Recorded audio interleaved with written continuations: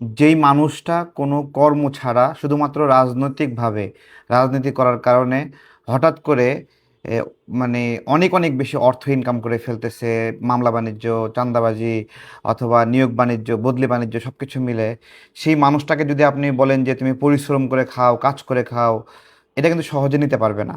সারা বাংলাদেশে জুলাই গণ অভ্যুত্থানের পরে জেলায় জেলায় সমন্বয়ক পরিচয় আসে, যাদের কোনো রাজনৈতিকভাবে কোনো ফাংশন ছিল না, কোনো ত্যাগ ছিল না, কিন্তু তারা সমন্বয়ক। যেরকম একজন সমন্বয়ক গাজী সালাউদ্দিন তানভীরের কথা আমরা বলি, যে আমি গতকালকে খুঁজতেছিলাম যে গাজী সালাউদ্দিন তানভীরের কোনো রাজনৈতিক ত্যাগ স্বীকার আছে কিনা দেশের জন্য। তো এই নির্বাচনের আগের ফেসবুকের পোস্টও সে সব ডিলিট করে দিছে, এমনকি জুলাই গণ অভ্যুত্থানের কোনো পোস্ট তার পাইলাম না।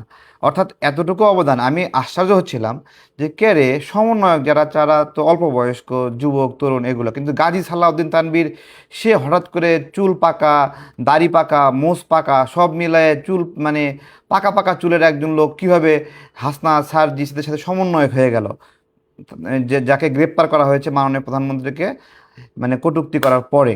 তো সেই সে কিভাবে সমন্বয়ক হয়ে গেল? তো এখন সে প্রতিদিন এইভাবে তার ফেসবুকে দেখলাম প্রতিদিন গালিগালাজ করতেছে, জুলাই গণ অভ্যুত্থানে কোনো ভূমিকা না থাকলেও সে হলো সমন্বয়ক এবং সে প্রতিদিন গালিগালাজ করতেছে। তার গালিগালাজের কারণগুলো খুঁজতে চেষ্টা করতেছিলাম, যে এই গাজী সালাউদ্দিন তানভীর সে নিয়মিতভাবে মামলা বাণিজ্য করছে, সে চাঁদাবাজি করছে এবং নিয়োগ বাণিজ্য করছে, জেলা প্রশাসক নিয়োগ, ওসি নিয়োগ বিভিন্নভাবে, এবং হাসনাত সার্জিস, এই আক্তার সহ সবাই মিলে এই ধরনের চক্রের সঙ্গে জড়িত, তাকে দিয়ে সমন্বয় করছে। দেখেন সে ফ্রাস্ট্রেটেড হয়ে এখন তারেক রহমানকে গালিগালাজ করতেছে। আজকে আজকে শরীয়তপুরে আমাদেরই সাথে গণ গণ অধিকারের রাজনীতি করতো, তারপরে এক সময় আমাদের জনতা পার্টি গঠন হওয়ার আগ পর্যন্ত আমাদের অংশেও সে রাজনৈতিক কার্যক্রম করছে। দেখলাম শরীয়তপুরে তাকে থাপড়াইতে থাপড়াইতে এখান থেকে বের করতেছে। ঠিক আছে, নাজির নামে একটা ছেলে। তো ও ও কেন ফ্রাস্ট্রেটেড, মানে এইভাবে জায়গায় জায়গায় এরা কেন ভেদাল সৃষ্টি করতেছে? বেসিক্যালি এই নাজিরও কিন্তু তার নিজ এলাকায় চাঁদাবাজি বলেন, যা যা বাস স্ট্যান্ডের চাঁদাবাজি, যেখান থেকে যেখানে যা করা দরকার, এবং সাম্প্রতিক সময়েও 40 লাখ টাকার একটা প্রজেক্ট সহ তার নাম আসছে এখানে। তো সে যখন এগুলো করতে পারতেছে না, তখন এরা হতাশ এবং ফ্রাস্ট্রেটেড, জেলায় জেলায় চিৎকার করতেছে যে আমার জুলাই কোথায়, আমার জুলাই কোথায়, এরকম একটা অবস্থা। হ্যাঁ, এখন ওরা জুলাইকে খুঁজতেছে, এতদিন মনে ছিল না জুলাই কোথায়। তো এই ফ্রাস্ট্রেশনের আজকে দেখলাম আক্তারের চেহারাও একটা মানে হতাশ, হতাশ। ঠিক আছে, আক্তার কেন হতাশ, এটা ঘটনা খুঁজলে আপনাদেরকে সেই স্মৃতিচারণ করতে হবে। আমাদের শিরিন আপা নামে একজন আপা ছিল, তিনি তিনি জুলাই গণ অভ্যুত্থানের একজন সাহসী নারী, এবং তার সন্তান এই জুলাই গণ অভ্যুত্থানে অনেক বড় ভূমিকা পালন করছে। এবং টাকা পয়সা যা চুষে খাওয়া লাগবে, এই যে আক্তার এদের কাছ থেকে চুষে খাইছে, আক্তার নাহিদরা মিলে। আপা অনেক সম্ভ্রান্ত পরিবারের মানুষ, ধনী পরিবারের মানুষ। সেই আপুকে পিপি বানানোর কথা বলে 50 লক্ষ টাকার একটা মানে চাপ প্রদান করছে পিপি হওয়ার পরে। বাস্তবে তাকে আপনার হলো নুরুল হক নূরের সংগঠন আমরা সবাই মিলে সুপারিশ করছিলাম যে আপু অনেক ত্যাগ স্বীকার করছে, তাকে একটা সম্মান করতে হবে, তার সন্তান মৃত্যুমুখ থেকে ফিরে আসছে, তিনি নিজে আক্রান্ত হয়েছেন। সেইখানে আক্তারের রূপ প্রকাশ পেয়ে গেল যে 50 লাখ টাকা সে চায়, এবং সে কি হুমকি দিচ্ছে আক্তার, যে 50 লাখ টাকা যদি না দেয় তাহলে ওনার পিপি, এইভাবে বলছে যে আমরা যেরকম পিপি বানাতে পারি পিপি কাটতেও পারি। এই আক্তারের ভাষা ছিল এরকম। সেই আক্তার মাত্র 5 মাসে এত হতাশ হবে, মানে এদের মধ্যে এত হতাশা মানে জাগছে, ফ্রাস্ট্রেশন জাগছে, চিন্তা করা যায় না। পুরা চোখ মুখ অন্ধকার হয়ে গেছে, কালো মেঘ ছায়ে গেছে, কোনো দিক বিদিক করতে পারতেছে না। অর্থাৎ প্রচলিতভাবে একটা মানুষ যখন প্রত্যেকটা মানুষ, আমাদের জীবনে অভাব থাকবে, অনটন থাকবে, এবং সেই অভাব অনটন অনুযায়ী আমরা চেষ্টা করি সেটা সার্ভাইভ করার জন্য। এবং আমি আজকে যা ইনকাম করলাম তার চেয়ে বেশি ব্যয় হয়, সেই দুশ্চিন্তা হয়। সারা মাসে যা আয় করলাম তার চেয়ে বেশি, এইভাবে মানুষের জীবনটা চলে। কিন্তু যখন আনসার্টেনলি এই হাসনা সার্জিসরা, আপনার একটা ছেলে কোনো কর্ম নাই কিন্তু 55 লাখ 50 লাখ টাকা দামে, 60 লাখ টাকা দামের একটা আপনার হলো টয়োটা গাড়িতে ঘুরছে, এটাকে আপনি কিভাবে ডিফাইন করবেন? কোনো জায়গায় তো, কোনো জায়গায় না কোনো জায়গায় লুটপাট করে দুর্নীতি করা টাকা এটা, এটা তো তারা দেখাতে পারবে না যে অমুক জায়গায় বিজনেস করছি, অমুক জায়গায় টিচিং করছি, অমুক জায়গায় কাজ করছি। দেখানো তো সুযোগ নাই, দেখাতে পারছে না। তারা যখন যখন জিজ্ঞাসা করছেন বিব্রত হচ্ছে।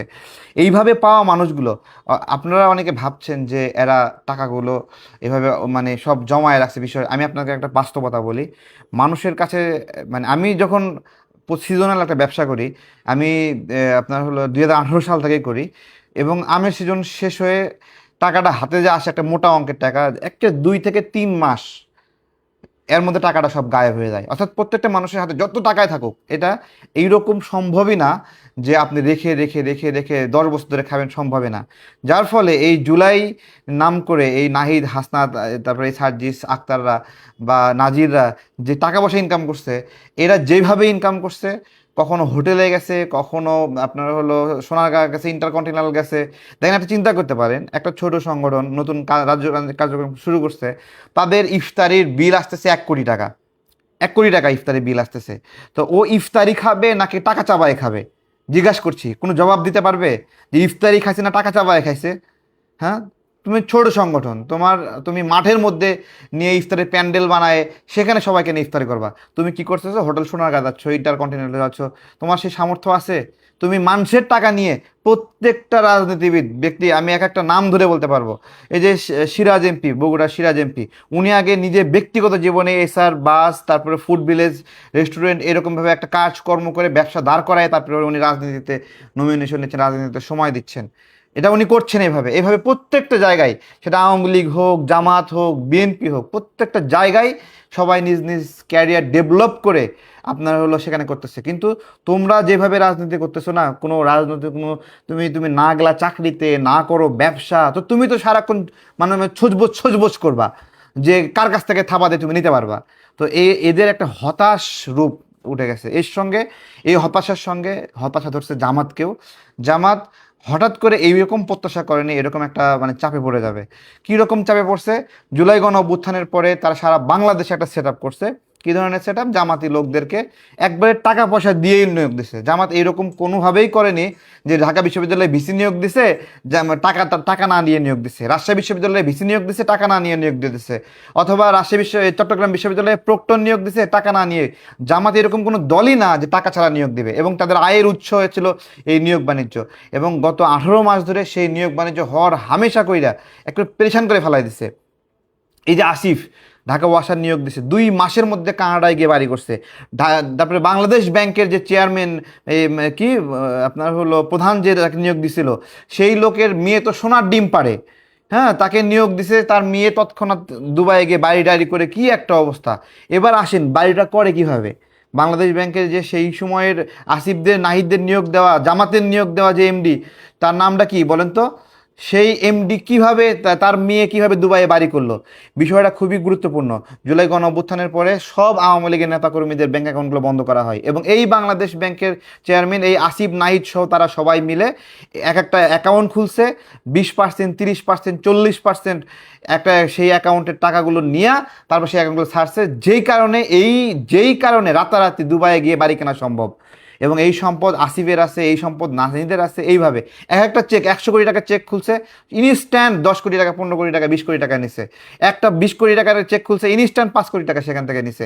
এইভাবে বন্ধ অ্যাকাউন্টগুলো খুলে খুলে এই সব কিছু মিলে যখন প্রকাশ পেয়ে গেল যে ওই সময় নাহিদ আসিফদের নিয়োগ দেওয়া বাংলাদেশ ব্যাংকের এমডি, যে ওরা নাহিদ আসিফরা যেভাবে এই চেকগুলো খুলে খুলে, আমি তো আজকে বলতেছি, আমি ওই দিন আপনার হলো বাংলাদেশ ব্যাংকে যোগাযোগ করছি যে আমার একটু তথ্য দরকার, যে এরকমভাবে 100 কোটি টাকা, 200 কোটি টাকা, 300 কোটি টাকার অ্যাকাউন্ট কতগুলো খুলে দিয়ে দিয়ে টাকা নিয়েছে এবং তার কত ভাগ, কী অবস্থা।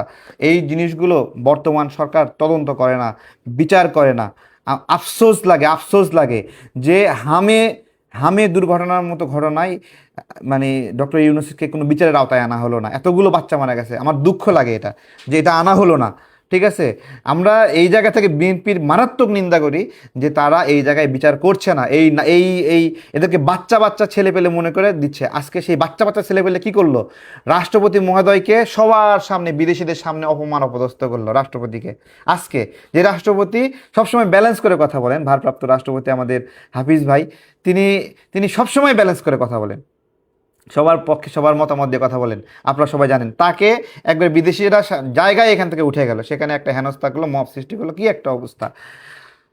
তো ডকুমেন্টারি নিয়ে কথা, আজকে ডকুমেন্টারি বিএনপির মতো করে বানাইছে, এই জন্য খারাপ লাগছে, তাই তো? বিএনপির মতো করে বানাইছে, খারাপ লাগছে। তোমরা যে ডকুমেন্টারি বানাইছো, সেই ডকুমেন্টারিতে তোমরা ডকুমেন্টারি, সত্যিকার ডকুমেন্টারি যদি বানাতে পারেন, বানান, তাহলে তো এদের আত্মসমর্পণ, আপোষ এবং বেইমানির গল্প লিখতে হবে। যে কিভাবে সার্জিস বেইমানি করছে, কিভাবে হাসনাত বেইমানি করছে, কে কোন জায়গায় বেইমানি করছে, কিভাবে চলমান একটা আন্দোলনকে বন্ধ করে সকল বিশ্ববিদ্যালয়ের ছেলেপেলেকে লাগেজ নিয়ে গাট্টি বসকে মানে টলি নিয়ে টানতে টানতে বের করে দিছে। সেই গল্প তো জুলাইয়ে লিখতে হবে। এটাও তো একটা গল্প যে কিভাবে জনগণের মনে আতঙ্ক সৃষ্টি হয়েছিল, আহারে এই আন্দোলনটা বন্ধ করে দিল, তাই না? তারপর সেই আন্দোলন শুরু করতে গিয়ে কিভাবে তারা আবার আইসে সে আন্দোলনকারীদেরকে সন্ত্রাসী, এরা তো আন্দোলনকারীদেরকে সন্ত্রাসী তোকমাও দিয়েছিল। তো যদি জুলাইয়ের সত্যিকার ডকুমেন্টারি করতে চান তাহলে তো আপনাদের বেইমানির ডকুমেন্টারি উঠে আসবে, আপনাদের বিক্রি হয়ে যাওয়ার ডকুমেন্টারি চলে আসবে। সেই বিষয়ে কিভাবে জবাব দিবেন? কোনো জবাব আছে? কোনো জবাব নাই। তো ডিবি হারুনের এখানের ঘটনাগুলো আমরা জানি। আমরা একটা পার্থক্য আছে, একটা বেইমানি এবং দেশপ্রেমে একটা পার্থক্য আছে। এই ডিবি হারুন বিএনপির কত নেতাকর্মীকে ধরেছে, ভিপিনুরকে ধরেছে, আমাকে ধরছে, হাজারো মাইরা একটা মুখ দিয়া আন্দোলন বন্ধ করা বা বিশ্বাসঘাত করা কোনো একটা স্টেটমেন্ট বের করতে পারছে? বের করতে পারছে? করতে পারেনি। এইখানেই পার্থক্য। আমি মনে করি কি জানেন, এই জুলাই গণ অভ্যুত্থান সরাসরি আল্লাহর রহমত ছিল। জনগণের উপর আল্লাহ রহমত করছে, জনগণ মরতেছে, ছাত্ররা মরতেছে, আল্লাহ আমাদেরকে দয়া করছে, এই জন্য বিজয় আসছে। আল্লাহ যদি আমাদেরকে দয়া না করতো তাহলে আমি ওই জেলেই পচে মরতাম। এবং এটা কারো নেতৃত্ব গুণের কারণে জুলাই গণ অভ্যুত্থানে বিজয় আসেনি, একবারে সরাসরি আল্লাহর দয়াতেই এই বিজয় আসছে। এছাড়া এই জুলাই গণ অভ্যুত্থানে বিজয় সম্ভব না। কারণ যেই পরিমাণে একজন বিক্রি হওয়ার জন্য প্রস্তুত ছিল, সেই গল্প তো ডকুমেন্টারিতে আসতে হবে। সেই গল্প আসলে কে আপনারা মুখ দেখাতে পারবেন? এবার আসি যে আপনারা ডকুমেন্টারি যখন বানাইছিলেন জুলাইয়ের মধ্যে, সেই ডকুমেন্টারি যারা লড়াই সংগ্রাম করছে তাদের গল্প দিছেন? তাদেরকে একদিন ডাইকা ডক্টর ইউনূস যে উপদেষ্টা ছিল ডাইকা কোনোদিন করছেন? আজকে একটা কথা বলি, কারাবন্দীদের একটা মানে সংগঠন আছে, সেই সংগঠন ডক্টর ইউনূসের সময়ে এই আপনার হলো আসিফ নজরুল সাহেব সহ একটা প্রোগ্রাম আয়োজন কারাবন্দীদের, সেইখানে মূল কারাবন্দীদেরকে ডাকাই হয় নাই। যারা বেশি রিমান্ডের শিকার আছে তাদেরকে ডাকাই হয় নাই। এবং সেই কারাবন্দীদেরকে আচ্ছা, এবার আসি মূল প্রশ্নটা, যে প্রশ্নটা লিখেছিলাম, যে কারাবন্দীদেরকে কেন জুলাই গ্যাজেটে অন্তর্ভুক্ত করেনি। একবারে স্রেফ স্পষ্ট হিসাব, কারাবন্দীদের মধ্যে জামাতের কোনো অংশগ্রহণ নাই, বা থাকলেও নাম নেওয়ার মতো না, এনসিপির কোনো পার্টিসিপেন্ট নাই, অথবা নাম থাকলেও খুব সামান্য পরিমাণে 2-4 জন। যেই কারণে কারাবন্দীদেরকে এইখানে গ্যাজেটভুক্ত করা হয়নি। একজন কারাবন্দী শুধুমাত্র ওই রাস্তার মধ্যে লাঠির বাড়ি খাওয়া একটা অ্যাক্টিভিস্ট না। গ্রেপ্তার হওয়া মানেই থানায় এক দফায় মারামারি, রিমান্ডে এক দফায় মারামারি, আবার রিমান্ডে এক দফায় মারামারি এবং অমানসিক নির্যাতন। আমার কারা জীবনের আমি গল্প বলি। যখন আমাকে আপনার হলো বাসা থেকে উঠে নিয়ে গেলো আমার এখানে আপনার হলো তিরমিজি শরীফের বই আছে না, দেন তো, এটা আয়না ঘরে তিরমিজি শরীফের ওই ভিডিওতে দেখাইছে, আমি দেখাচ্ছি। হ্যাঁ, ওই যে 3, 4, 5 লেখা আছে না, ওই ছবি, ওই নীল বইটা, ওই পরেরটা নিচের, হ্যাঁ ওগুলো নীল রং চেনেন না? হ্যাঁ দেন, এটা দেন। হ্যাঁ হ্যাঁ, 7 নাম্বারটা দেন। ঠিক আছে, হ্যাঁ দেখাচ্ছি। ঠিক আছে, না এটা না।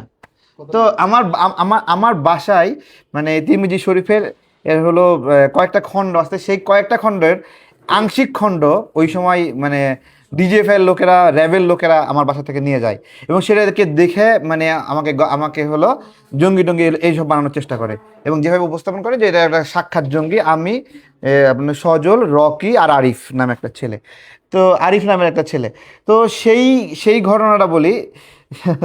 ঠিক আছে, তো আমার প্রথমে র্যাবের এখানে নিয়ে গেল, চোখ বন্ধ করে প্রথমেই তো মারধর করলো, এক দফা যাওয়ার পথেও মারধর করলো এবং তারপরে যে ঘরেটা রাখলো, ঘরে লোহার রিং দেওয়া ছিল এবং দুইটা রিং, উপরে নিচের 2টা রিং, উপরের রিংয়ের সাথে 2 হাত, নিচের রিংয়ের সাথে 2 হাত, এরকম করে, বা দেয়ালের সাথে দেওয়া রিং এবং দেয়ালের সাথে ওইভাবে টানা থাকতে হবে এরকম মানে রিংগুলো, এইরকম একটা ঘরে আমাকে রাখলো। এরপরে সেখান থেকে মারতে মারতে এমন একটা অবস্থা করছে, সজলকে দিয়ে বলাইছে যে তারেক ভাই নির্দেশে এই সব টপ এগুলো করেছে, ফয়সালকে দিয়ে বলাইছে, এরকম একটা অবস্থা। এবং একটা অডিও ভিডিও তৈরি করে যে একটা স্টেটমেন্ট দাঁড় করা রাখছে যে আমি কী করছি।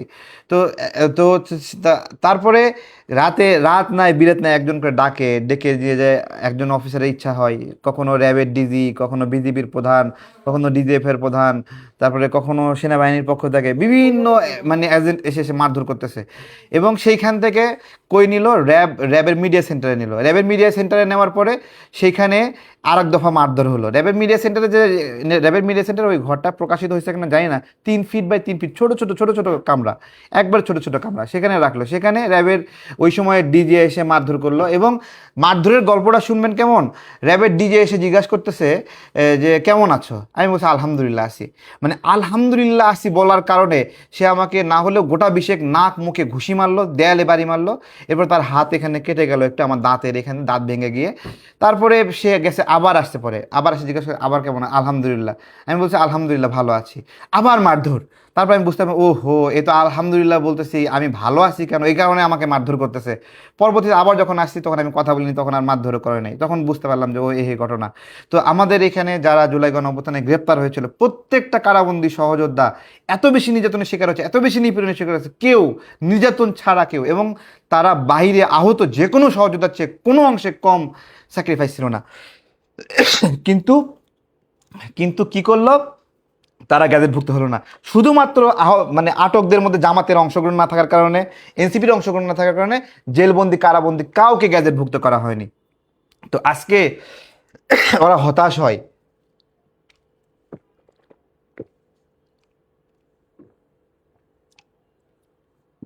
ঠিক আছে, যে জুলাই জুলাই যে গ্যাজেটটা হয়েছে, আহতের গ্যাজেট, অসংখ্য গ্যাজেটভুক্ত আছে ভুয়া, একদম আহতই হয়নি, আহতই হয়নি।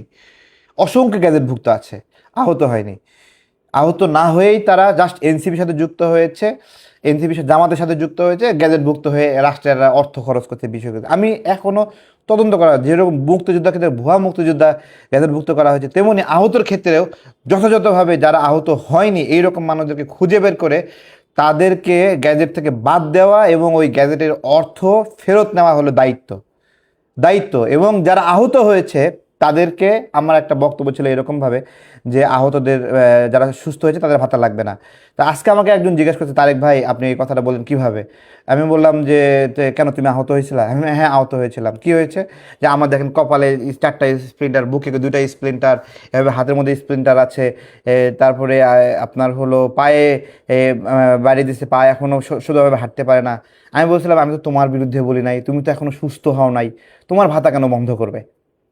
তো আপনার এইভাবে প্রত্যেকেরই এক একটা অসুস্থতা আছে, যারা সুস্থ হয়ে তাদের ক্ষেত্রে বলেছিলাম। তারপরেও যারা জুলাই গণ অভ্যুত্থানে আহত হয়েছে তাদের সম্মানের ক্ষেত্রে আমার এই ধরনের বলাটা একটা ত্রুটিপূর্ণ বলা, এইভাবে বলা যায়। কিন্তু যারা একদমই আহত না, এমনি গ্যাজেটভুক্ত হয়েছে, আমি আমার সংগঠনের একটা মানুষকে, মানে জুলাই গণ অভ্যুত্থানের সময়ে গ্যাজেট করার ক্ষেত্রে জামাত এনসিপি যে চোখ বন্ধ করা একটা কার্যক্রম ছিল, সেইটার প্রমাণ গতকালকে এক জুলাই যোদ্ধা দিয়েছে, যে একজন জুলাই আহত নারায়ণগঞ্জে, সে এরকম গ্যাজেটভুক্ত হয়েছে, তাকে আটকে রেখে মারধর করছে এনসিপির ছেলে পেলে। এনসিপি না করলে গ্যাজেটভুক্ত হতে পারবে না। এনসিপি না করলে, এর প্রমাণ হলো যে সরকারি কোনো বরাদ্দও এনসিপি না করলে পাবে না। এইরকমভাবে যারা লুটপাট করছে, খাই করছে, আজকে যখন এদের বরাদ্দ কমে গেছে, এদের আয়ের উপায় কমে গেছে, এরা তো ফাও খাওয়া একটা গোষ্ঠী। একে তো পারবে না একটা কৃষি কাজ করাতে, পারবে না একটা দোকানে চাকরি করাতে, ও তো পারবে না কোনো অনলাইনে কোনো পণ্য বিক্রি করতে, ও তো ফ্রি ফাও খায় অভ্যস্ত, ও হতাশ হবে না কিভাবে? আমি ওদেরকে বলবো যে তোমরা এই জায়গাটাতে থেকে সরে আসো। যা লুটপাট করছো না, বাংলাদেশের ইতিহাসে এইরকম লুটপাট কখনো হয়নি। এরকম ইতিহাস কখনো হয়নি যে একটা প্রিন্সিপালকে তার পদ থেকে সরায় দিয়ে আরেকজনকে আনার বিনিময়ে টাকা পয়সা নেওয়া, এবং সেই প্রিন্সিপাল হার্ট অ্যাটাক করে। এরকম হয়নি। একটা ব্যাংকের এমডিকে মব সৃষ্টি করে সেখান থেকে সরিয়ে দিয়ে, একটা সরকারি প্রতিষ্ঠানে মব সৃষ্টি করে সেখান থেকে সরিয়ে গিয়ে আরেকজন নিয়ে আসে তাকে নিয়োগ দেওয়ার টাকা। এইরকম লুটপাট বাংলাদেশে ইতিহাসে কোনো রাজনৈতিক দল করেনি, আওয়ামী লীগ করেনি, বিএনপি করেনি, কেউ করেনি। কিন্তু তোমরা করছো। আজকে সেইগুলো করতে পারতেছে না, হতাশ হয়ে গেছে, হতাশ। ঠিক আছে, এই হতাশা থেকে বাঁচার উপায় কি জানো? এই জুলাই গণ অভ্যুত্থানে পরে আমিও ফ্রাস্ট্রেটেড হয়েছিলাম, আমার পুরো সংগঠন ফ্রাস্ট্রেটেড হয়েছিলাম। কেন হয়েছিলাম জানো? যে আমি যাদেরকে নিয়ে দল করি এদের মধ্যে একটা অংশ এনসিপিতে চলে গেল। কেন? যে আমরা তাদেরকে কিছু দিতে পারতেছি না, তাদের নগদ ইনকাম লাগবে। এই যে খায়রুল বলেন, সাদ্দাম বলেন, অথবা তুহিন বলেন, আরিফুজ্জামান তুহিন বলেন, এরকম আতাউল্লাহ আছে, প্রত্যেকে লুটপাট করে নাক মুখ ভরায় ফেলছে। হ্যাঁ, একজন তো টিভির মালিক হয়েছে, আর একজন যে যার মতো করে যেদিক থেকে লুটপাট করেছে। আমাদের আমার আমার আমার সংগঠনের কর্মী ছিল, এরা এখান থেকে চলে গেছে। খুব হতাশ লাগতেছিল, একটা একটা করে লোভ দেখায় লেখায় আমাদের ছেলেপেলেকে এখান থেকে ভাগায় নিয়ে গেছে। এবং তারপরে অল্প কিছু ছেলেপেলে রয়ে গেছিল, মাত্র 10-12 জন রয়ে গেছিলো 77 কেন্দ্রীয় নেতার মধ্যে। তারপরে সেখান থেকে আবার আস্তে আস্তে গড়ায় গড়ায় গড়ায় গড়ায় সারা দেশে হাজার হাজার নেতাকর্মী, কর্মী সমর্থক তৈরি হয়েছে। আমরা ওই সময় আমাদের হতাশার জায়গা ছিল, আহারে আমাদের ভাইরা কয়টা অর্থের জন্য এখান থেকে চলে যাচ্ছে, ওই জায়গায় হতাশ হতাম। আশেপাশের ভাইয়েরা বলতো যে আপনারা কি করলেন, একটা ফ্রাস্ট্রেশন কাজ করতেছিল। কিন্তু আমরা কখনো এনসিপি হতে চাইনি। আমরা যদি এনসিপি হতে চাইতাম তাহলে ওই আসিফ মাহমুদের অফার আমি নিয়ে নিতাম। হ্যাঁ, যে এনসিপির গুরুত্বপূর্ণ দায়িত্বে আসেন আপনি, এই অফারটা আমি নিয়ে নিতাম। আসিফ ভাই কেমন আছো? মেসেজ এখনো আসে না, ডিলিট করে দিছো? ঠিক আছে। তো ত্রাণের বরাদ্দ ক্ষেত্রে পর্যন্ত এরকম জালিয়াতি করছে, ত্রাণের বরাদ্দ। এরা সরকারি লুটপাট তো দূরের কথা, সাধারণ মানুষের কানের দুল নাকের ফুল যেটা ত্রাণে দিছিল সেগুলো পর্যন্ত মেরে খেয়েছে। এখন একটা ত্রাণের জন্য টাকা উঠাক, এখন ত্রাণ নেয় কেমনে জানেন? ত্রাণ নেয় কেমনে, একটা ছোটো পিক আপ ভ্যান নিয়ে গেছে, আপনার হলো 5 বস্তা খাবার নিছে, আর হলো 15 জন সেই ট্রাকে উঠছে। হ্যাঁ, সেই ট্রাকে উঠছে, সেই নিয়ে গুতাগুতি। এখন ওদের হলো সামগ্রিক অবস্থা। তো এরকম করলে তো হতাশ হবা। তোমাদেরকে কোন জায়গায় মানুষ সুযোগ দেয়নি? তো যাই হোক, বর্তমান সরকার যারা আছে তাদের প্রতি আমার অনুরোধ যে জুলাই গ্যাজেট নিয়ে বা এই বিষয়গুলো নিয়ে একটা সত্য কথা বলি, এইটা মানে বেসিক্যালি জামাত এবং এনসিপির ছেলেপেলেদের ভরায় ফেলছে, যেই কারণে রাষ্ট্রপতির প্রোগ্রামের এখানে একটা হট্টগোল করার মতো স্পেস পেয়েছে। এখানে যদি সত্যিকার অর্থে জুলাই গণ অভ্যুত্থানের আগে যারা ত্যাগী, স্যাক্রিফাইস করেছে, আহত, পঙ্গুত্ব বরণকারী যারা, তাদেরকে যদি মূল্যায়ন করতেন, তাহলে কখনোই এরা এইরকমভাবে মব করার সাহস পাইতো না। এখানে শুধুমাত্র একটা কারণ, প্রকৃত লড়াই যোদ্ধাদের মূল্যায়ন করা হয়নি। এবং সবচেয়ে গুরুত্বপূর্ণ বিষয়, মূল্যায়ন যদি করতে চান, কারাবন্দীদের যারা জেলখানায় আছে এই লিস্টে কোনো ভেজাল নাই। কারাবন্দির লিস্টে কোনো ভেজাল দেখাতে পারবে না কেউ, সুযোগ নাই। কারণ এটা ইউনুসের করা লিস্ট না, এটা আক্তারের করা লিস্ট না, এটা নাহিদের করা টোকাই দিয়ে দিয়ে করা লিস্ট না। কারাবন্দীদের লিস্ট হলো, কারাবন্দীদের লিস্ট শেখ হাসিনার করে যাওয়া, রেখে যাওয়া লিস্ট। সে যাকে যাকে শত্রু মনে করেছে, যাকে যাকে বিপদের কারণ মনে করেছে, যারা যারা রাজপথে ভালো ভূমিকা পালন করছে, যাদেরকে সে থ্রেট মনে করছে, তাদেরকে সে আটক করছে এবং তাদেরকে উপর জুলুম চালাইছে। সেই মানুষগুলোকে কোনো গ্যাজেটভুক্ত করে নাই। আজকে এই ভিডিওর মাধ্যমে তাদেরকে গ্যাজেটভুক্ত করার আমি অনুরোধ করতেছি, তাদের প্রতিনিধি হিসেবে, সে সকল কারাবন্দী মানুষের প্রতিনিধি হিসেবে। তো তো যাই হোক, আপনারা সবাই ভালো থাকবেন। কারাবন্দীদের বিষয়ে কথা বলছিলাম, আর এই যে আপনার এনসিপির ছেলেপেলে হতাশার কথা বলছিলাম। এরা এরা কীরকম কাজ করছে জানেন? প্রত্যেকটা জেলা উপজেলায় যে মব বাহিনী তৈরি করছে, তাদের কাজ ছিল কি? বিভিন্ন জেলায় জেলায় উপজেলায় বিভিন্ন দোকান দখল করা, অফিস দখল করা, করে এনসিপি সাইনবোর্ড লাগাই দেওয়া। এরপরে কি করা? যখন ভাড়া দিতে পারে না, তখন একটা সময়, আগে তো ভাড়া দেওয়া লাগেনি, যখন বিএনপি সরকার ক্ষমতায় আসলো তখন ভাড়া দিতে না পেরে উল্টো এসি মালামাল চুরি করে নিয়ে গিয়ে আপনার হলো এরা পেট পূজারি করতেছে। এদের হতাশার লেভেলটা এই জায়গায়। আজকে জিজ্ঞাসা করতেছি, সারা বাংলাদেশে 500টা উপজেলা, 64 জেলা, প্রত্যেকটি জেলায় এই মব সৃষ্টিকারীদের অফিস ছিল। আজকে জিজ্ঞাসা করতেছি, এই মববাজদের কয়টা অফিস অবশিষ্ট আছে? কয়টা অফিস অবশিষ্ট আছে জিজ্ঞাসা করছি। যেই রূপায়ণের যে অফিসটাতে এখন ওদের কেন্দ্রীয় অফিস, দীর্ঘদিন বসতো না, ভাড়া দেয় না, বসে না এখানে, যাওয়ার জন্য গাড়ি ভাড়া ম্যানেজ করতে পারে না, এরকম একটা অবস্থা। সেই অফিস ফরহাদ মাজহার নিছিল সিএফ আকরাম নামে একটা ছেলেকে দিয়ে, এবং এরা নিছে আইটি ফার্ম করার জন্য। আল্লাহর নামে যে রাজনৈতিক অফিস বানাই ফেলছে, এখন ভাড়াও দেয় না, সেখান থেকে বের করতে পারে না, এরকম একটা গ্যারাকলে পড়ে গেছে। তো এই হলো এদের পরিচয়। আজকে জিজ্ঞাসা করছি, সারা বাংলাদেশে কয়টা অফিস এদের খোলা আছে? কয়টা অফিস খোলা আছে জিজ্ঞাসা করতেছি। দেখাতে পারবে না। তো এইটা হলো এইটা হলো মবের মাধ্যমে অন্যায়ভাবে উপার্জিত অর্থ না থাকার একটা কারণ, যে এটা থাকে না, এটা রাখতে পারবে না। সবচেয়ে আরও নতুন বিষয় হয়েছে যে এখন তো ধীরে ধীরে একটা ঝুঁকিপূর্ণ জায়গায় আসছে। মানে জাস্ট আজকে যদি মানে জামাত আর এনসিপি একসাথে যদি না থাকে, আজকে যদি না থাকে, মানে একটু জামাত যেখানে একটু ঢিল দিচ্ছে সেখানে একটা হতাশা। তো একটা ভিডিও দেখতেছিলাম যে নাসিরুদ্দিন পাটোয়ারি বলতেছে, কই কই লোক কই, লোক কই। ওটা নিয়ে একজন ট্রোল বানাইছে, লোক নাই, ডলার নাই, টাকা নাই, মানে বানাচ্ছে। এদের হতাশার লেভেলটা ওই জায়গায় আসলে, যে লোক নাই, ডলার নাই, টাকা নাই। ঠিক আছে, তো এইটা আর কি, সেটা আপনার হলো ভালো থাকবেন সবাই, ভালো থাকবেন। জুলাইয়ে কারাবন্দী সহযোদ্ধাদের গ্যাজেটভুক্ত করার আবেদন জানাই। তারা ক্ষতিগ্রস্ত মানুষ এবং এটাতে কোনো ভেজাল নাই। আপনারা যদি নির্ভেজাল লড়াকু যোদ্ধাদের মানে লিস্ট চান, একবারে শেখ হাসিনার দেওয়া মামলার লিস্ট ধরে টান দেন, ওইটাই একবারে ফ্রেশ খাঁটি একটা লিস্ট, খাঁটি একটা লিস্ট। ওই লিস্টে কোনো ভেজাল নাই, ভেজাল নাই। এবং তাদের নিপীড়িত হওয়ার গল্পে কোনো ভেজাল নাই। নিপীড়নের পরিমাণটা কি, আমার পেটে তো গুলি লাগছিল। তো সেই জায়গাতে প্রথমত আফতারনগরে গিয়ে বের করার চেষ্টা করলাম। তো আমার মাংস কেটে অনেকভাবে বের করার চেষ্টা করলো।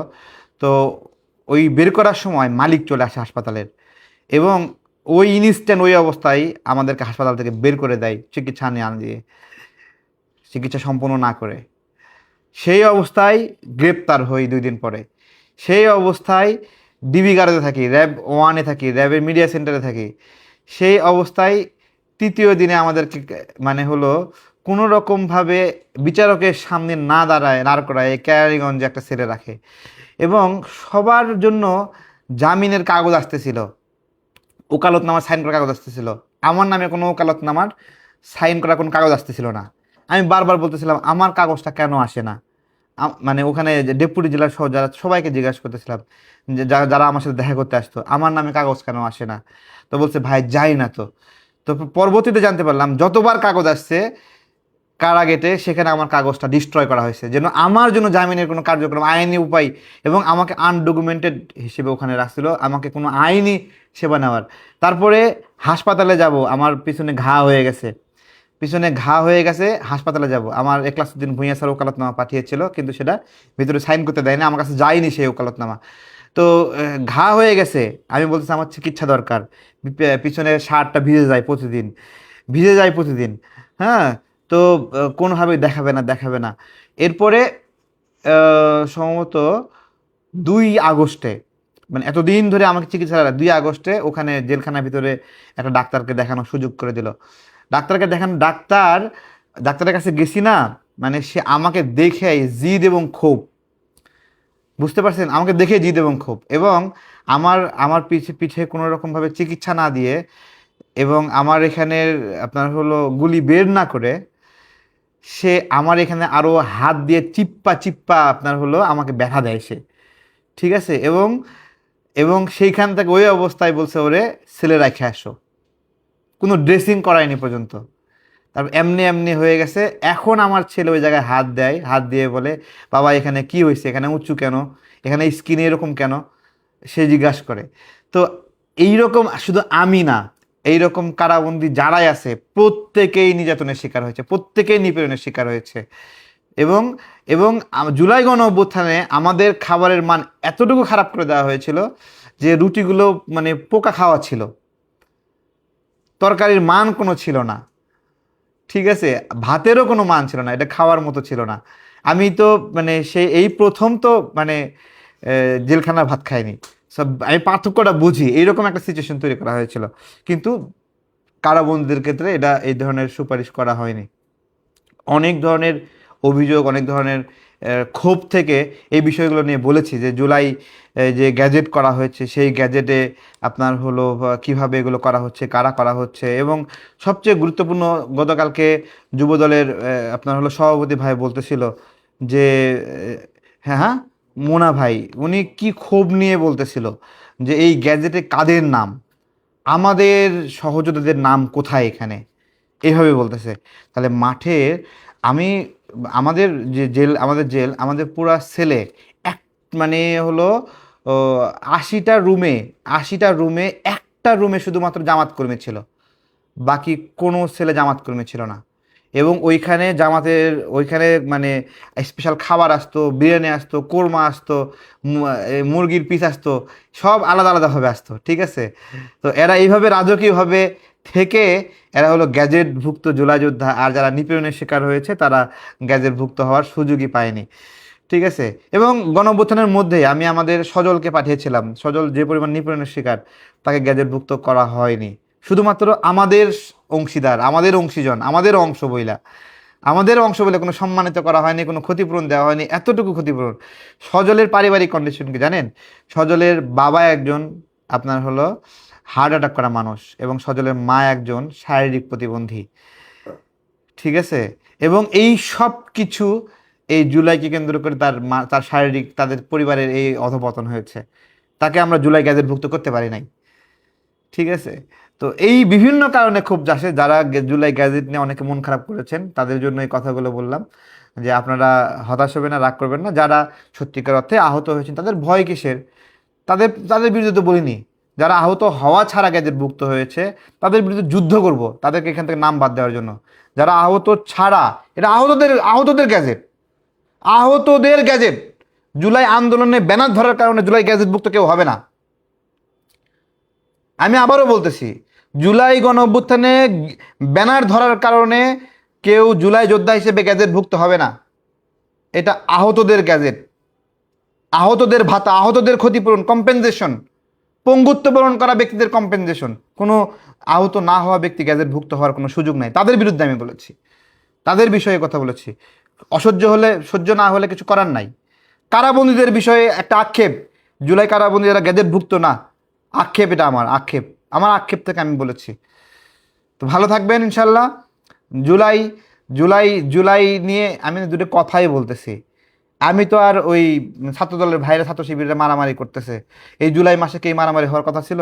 আমি তো তাদের মতো ওই রকম না। আমাকে রাস্তায় হ্যারাসমেন্ট করছে এক জামাত কর্মী, ডাইকে বসে, এই রাজাকারের বাচ্চা এদিকে আয়, ধইরা কলারটা ধরছি, তার গায়ে সরো দেয়নি, ছাপ্পড় দেয়নি, আমার অপমান করছে। জাস্ট বলছি, তুই কি মনে করস যে তুই যে কাজটা করছস এটা খারাপ করছস, সরি মনে করস?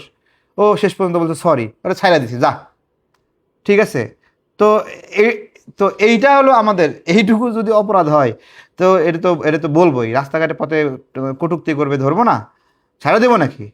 হ্যাঁ, ওরা মানে সংখ্যায় 4-5 জন একসাথে ছিল, ভাবছিল আমি একা একা আছি কি করবো, এক হাতে একটা ধরছি, আর এক হাতে আর একটা ধরছি, ঠিক আছে। একজন কয় আমি জুলাই যোদ্ধা, আপনি আমার কলার ধরছেন কেন? আমি কি, তুই জুলাই যোদ্ধা, আমি কেডা? ঠিক আছে, তুই যাদেরকে বাপ ডাকস, তাদেরকে জন্ম, তাদের আন্দোলন সংগ্রামে নিয়ে আসছে আমি, ঠিক আছে। আমারে কয় জুলাই যোদ্ধা। তো দুইটারে দুই হাতে ধরছি, আরেকটারে পেলে আরেকটারে বগল নিচে ধরতাম, আরেকটা পেলে আরেক বগল নিচে ধরতাম, আরেকটা যদি আসতো ওটারে পায়ের নিচে ধরতাম। তারপরেও রাজাকারের বাচ্চাদের ছাড় দিতাম না, রাস্তাঘাটে বেদবি করবে ছাড়ে দেবো, কিন্তু মারবো না। ওইটা বগল ডলা করতে ভাল লাগে। জামাত শিবিরে দেখলে বগলের নিচে নিচে এর আগে নিছিলাম না প্রেস ক্লাবে একটা, ধরছিলাম, ওই কয় হে সাংবাদিক পরিচয় আসছে, কিন্তু দেখি হে রাজাকারের বাচ্চা, ঠিক আছে। তো এটা ধরছি, একটু ভাইরাল হয়ে গেছে, তো এটা ধর্মু। জামাত শিবিরের কোনো মাপ নাই, ঠিক আছে, মারবো না।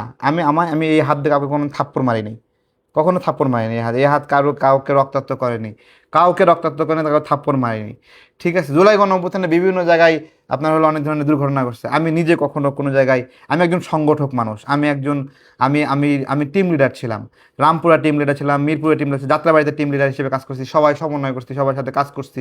এই জায়গা থেকে যাত্রাবাড়ি মামলায় আমাকে দিছে, মিরপুরে মামলায় দিছে আমাকে, তারপরে সেতু ভবনের মামলায় দিছে আমাকে, রামপুরে মামলা দিছে, কি দিছে, সংগঠক হিসেবে মামলা দিছে। আমরা নিজেরা, একজন লিডার কখনো কাউকে কারো গায়ে হাত তুলতে পারে?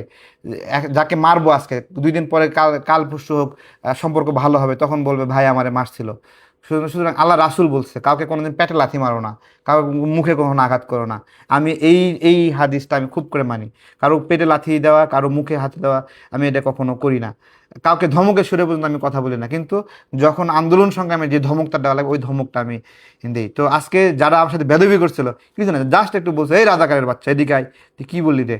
আমি আম বিক্রি করে, তুই আমার আম বিক্রি নিয়ে ট্রোল করতেছিস, সেটা তোর নেতারা যে এরকমভাবে রেপ করতে গিয়ে ধরা খাচ্ছে, ধর্ষণ করতে গিয়ে ধরা খাচ্ছে, আজকে তো 400 কোটি টাকার প্রতারণা ধরা পড়ছে আমাদের এক নেতার, আমরা কি ওই রকম নাকি রে? হ্যাঁ, আমরা একটু কাজকর্ম করে করে খাই, তোরা মাঝখানে ট্রোল করিস কেন? দূরে ডাকছি, ডাকে দূরে বকে দিচ্ছি, এইটুকু আর কি। তো ভালো থাকবেন ইনশাল্লাহ। আমি চাই কি জানেন, আমি দেশে শান্তি চাই। কেউ কারো উপর মারধর করে এগুলো আমার পছন্দ না, পছন্দ না। এই আয়াস ছেলেটা দেখেন, আয়াস, ওর নাম তো আয়াস না বেসিক্যালি, উজ্জ্বল না কি যেন নাম, নাম বদল করছে। জামাতের কাজই হলো খালি গুপ্তগিরি করা। এই আয়াস ছেলেটা দরকার ছিল শান্তারে একা একা পেয়ে থাপ্পড়টা মারা। ঠিক আছে, শান্তাকে দেখে আমার মনে হচ্ছে ডেঞ্জারাস, ডেঞ্জারাস মনে হয়েছে। ও 5 জন ছেলে মিলে ওকে হ্যারাসমেন্ট করতেছে, সেখানে থাপ্পড় মারছে, সেই মুহূর্তে ও যে দেখেন কি রকমভাবে মানে সাহসের সাথে কথা বলতেছে, ওকে ডেঞ্জারাস। তো ওকে ওই দিন মারে আসছে, গতকালকে প্রেস ক্লাবে যায় হে হে ব্রিফিং করতেছে, ভাই হে দূরে কথা বলতেছে, কি বলতেছে হে বলুক না। হ্যাঁ, তোমরাই তো বলো যে কথা বলার পরে বিনিময়ে কথা বলো, তোমরা গায়ে কেন হাত দাও? তো আয়াস, উজ্জ্বল নামে, আয়াস নামের ছেলেটা এখানে যায় একটা মব সৃষ্টি করার চেষ্টা করলো, এনে যায় মারধর করতে দেয়, নিজেই মার খেলো। এটা পুরা জুলাই গণ অভ্যুত্থানের একটা লজ্জা ছিল, যে জুলাইয়ের কোনো আন্দোলনের কোনো সহযোদ্ধাকে খালি গা কইরা, মানে বিষয়টা এরকম ছিল যে অনেক সময় বড় লোকের মেয়েরা যৌন দাস ওদেরকে চাবুক দিয়ে মারে। তো শান্তার মারটা আমার কাছে এরকম মনে হচ্ছিল যে খালি গায়ে কোনো একটা যৌন দাসকে সে চাবুক দিয়ে মারতেছে, এরকম লাগতেছিল আমার কাছে। এবং লজ্জা লাগতেছিল যে জুলাই গণ অভ্যুত্থানে একটা ছেলেকে এভাবে মারতেছে, এটা কি একটা অবস্থা। এবং রিজন কি, আগের দিন একটা ওরে একটা পায়ে থাপ্পড় মারছে, আজকে ওরে একটা পায়ে ও ভাবছিল যে আমি জুলাই যোদ্ধা যায় মারমু কাটমু, আমার কেউ কিছু বলবো না, কিন্তু সুযোগ পাই ওইখানে। এবং দেখলাম যে ওইখানে সাংবাদিক ভাইরা পর্যন্ত হেরে মারছে। সাংবাদিক ভাইরা কেন ওরে মারলো জিজ্ঞাসা করতেছি, সাংবাদিকদের সাথে রাগ ক্ষোভ কিসের জন্য? এবং সেই সাংবাদিকগুলো কিন্তু জুলাই গণ অভ্যুত্থানে সাহসী ভূমিকা রাখা সাংবাদিক। একবার জুলাই আমি কোরআন কোট করে বলতেছি, আয়াসের গায়ে যে সাংবাদিকরা হাত দিছে, ওরা জুলাই গণ অভ্যুত্থানে সাহসী ভূমিকা রাখা সাংবাদিক। তারা কেন আয়াসে মারলো? কারণ এখানেও একটা ঘটনা আছে, সাংবাদিকদের বুম সে ভাঙতেছিল, সাংবাদিকদের বুম ভাঙতেছে, তার টানে ছিটতেছে, কি একটা অবস্থা। দরকার আছে রে ভাই, দরকার আছে। মানুষ দূরে কথা বলছে, এখন তাহলে শান্তা ফারজানা কি হয়ে গেল? আগে মনে করতাম যে মহিলা বক বক করে, তার হাজবেন্ড বক বক করে, মনে হয় বক বক পর্যন্তই। তাহলে বক বক করে একটা মানুষকে তুমি কি বানা দিলা?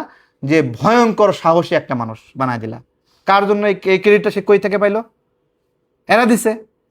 যে কোন জায়গায় কি করতে হবে এই বোধ যদি না থাকে, তাহলে তো রাজনীতি করার দরকার নাই ভাই। রাজনীতি করতে হলে বোধ থাকতে হবে, বুদ্ধি থাকতে হবে, উগ্রতা থাকা যাবে না, বুদ্ধি দিয়ে কাজ করতে হবে। মারার চেয়ে মারার ভয় দেখা গুরুত্বপূর্ণ। তুমি ওরে গালে একটা থাপ্পড় লাগাই দেওয়ার তো ভয় ভেঙে দিছো, ভয় ভেঙে দিছো। ওর তো ইজ্জত রক্ষা করার দায়িত্ব তোমাকে দূরে লাগায়, ও সেটাই করছে, স্বাভাবিক। তো ভালো থাকবেন, বিদায় নিচ্ছি, আসসালামু আলাইকুম।